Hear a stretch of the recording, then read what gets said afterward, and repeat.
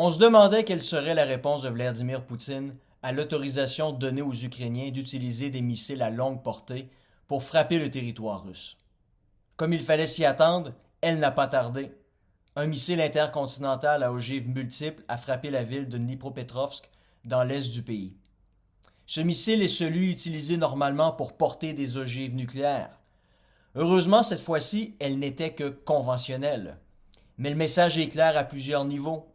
Vladimir Poutine répond par la bouche de ses canons en montrant non seulement que la technologie russe fonctionne, qui en aurait douté, mais qu'il est prêt aussi à escalader le conflit, chose qui semble laisser pantois dans les chancelleries européennes. Mais à quoi devait-elle s'attendre alors que le président russe avait toujours été clair sur le sujet? L'autorisation par l'Occident de frapper avec des missiles à longue portée a toujours été pour le Kremlin une ligne rouge, et son franchissement a amené la Russie à modifier sa doctrine nucléaire. Dans les circonstances, estimons-nous heureux que, pour l'instant du moins, la riposte de la Russie n'ait été que par des moyens conventionnels. Mais vous vous rendez compte, tout comme moi, qu'on commence à manquer d'étapes avant que nous en soyons rendus à l'étape ultime, c'est-à-dire celle du recours sur le champ de bataille à des armes nucléaires. L'horloge de l'apocalypse est à minuit moins une, comme elle le fut à l'automne 1962 lors de la crise des missiles de Cuba. Inquiétant? Non, tout simplement terrifiant. Pourquoi en sommes-nous rendus là?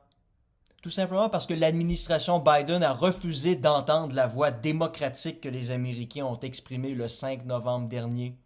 Ceux-ci ont majoritairement voté pour un candidat qui a ouvertement annoncé son intention pendant la campagne électorale de mettre un terme à ce conflit. Évidemment que pareille promesse ne fait pas l'affaire des démocrates qui se sont engagés corps et âme et sans retenue depuis février 2022 derrière la cause ukrainienne. On peut bien comprendre leur frustration qu'à partir de janvier prochain, les orientations de leur pays changeront et que leurs alliés ukrainiens devront déposer les armes et faire des compromis sanguins difficilement acceptables. Dans leur tête, une capitulation. Or, il n'y a pas lieu d'évoquer ce mot lorsque notre allié perd quotidiennement du terrain aux mains des Russes. Les personnes réalistes diront plutôt qu'il s'agit de faire cesser l'effusion de sang et de sauver les meubles. On peut déplorer la situation évidemment, mais en démocratie, vox populi vox dei, on respecte le choix des gens et ce qu'il nous plaise ou non. Pourquoi n'est-ce pas le cas? Tout simplement parce que l'esprit démocratique s'effrite. La voix du peuple n'est suivie que lorsqu'elle est favorable au choix des élites. Quand ce n'est pas le cas, celle-ci n'hésite pas à court-circuiter l'expression populaire. Ce fut le cas en 2005 avec le rejet du traité constitutionnel européen par les Français, traité dont les dispositions furent néanmoins introduites par la porte arrière via le traité de Lisbonne. Même chose en juin dernier lorsque les Français ont sévèrement sanctionné les partis macronistes et de la droite traditionnelle.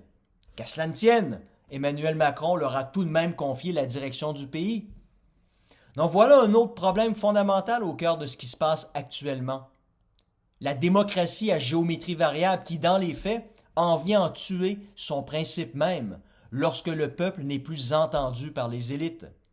Et cette crise n'est pas anecdotique, elle est au contraire systémique et de plus en plus apparente. Et vous le constatez tout comme moi, l'argument est le suivant. Le peuple votant contre le souhait des élites est fasciste et infréquentable, raison pour laquelle on peut se permettre de l'ignorer. Court-circuiter le vote populaire, c'est refuser le verdict des urnes. Pardonnez-moi l'expression, mais c'est en quelque sorte l'équivalent du 6 janvier 2021 de l'administration Biden. On le voit bien que cette transformation de la politique en espèce de guerre sainte entre le bien et le mal a pour effet de mener à la diabolisation du peuple par les élites. Et dans pareil combat idéalisé à l'extrême, il est impossible d'accepter la défaite. Cette croisade est la même à l'échelle internationale. Elle mène ces élites à penser que tout apaisement avec un ennemi préalablement diabolisé, comme l'est le peuple taxé de fascisme et d'extrémisme, est moralement inacceptable. La conséquence?